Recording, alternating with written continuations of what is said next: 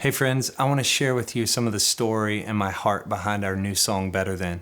As we were coming to the close of 2019, I started asking the Father, Lord, what's on your heart for this next year? And He brought back to my memory this really special moment we had with our school.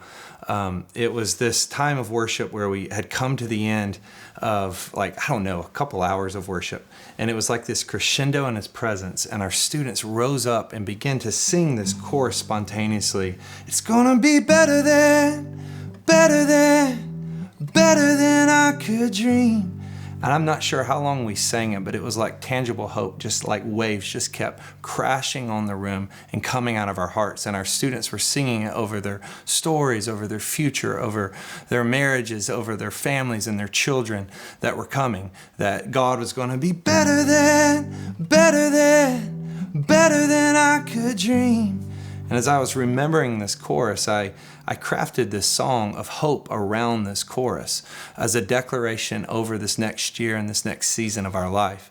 And I love in David's journey, you see these moments in Psalms where he's in this tension and he's on the battlefield, and all of a sudden he comes to this place of seeing the Lord's goodness and then standing up a little taller, singing a little louder. And you see it in Psalm 27, him saying, I remain confident of this.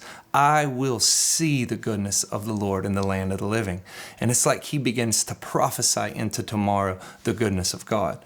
And so this last February, we finished the song and we got to do this live recording of it. And a month later, little did we know, the whole world flips upside down with this crisis and this storm that we're in.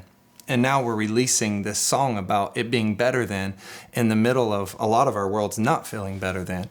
And honestly, for me, it feels somewhat risky to release a song like this right now, because I'm like, people are going to think we're somewhat naive and shallow to sing something like this. But really, it's rooted in this place of violent hope that we know in the midst of all this, the goodness of God can't be stopped. And I know for me personally, this song is a big risk, because I've had 20 years of walking beside my beautiful bride, and I've watched her walk through this chronic illness and seasons of a lot of disappointment, seasons of a lot of pain and unanswered prayer.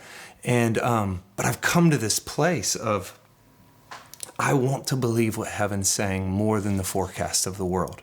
And in the midst of the tension, I want to rise up and declare, like David did, the goodness of the Lord. Because heaven is saying, I know the plans I have for you, plans to prosper you, not to harm you. Heaven's forecast is the Father is going to do immeasurably more than we could ask or imagine.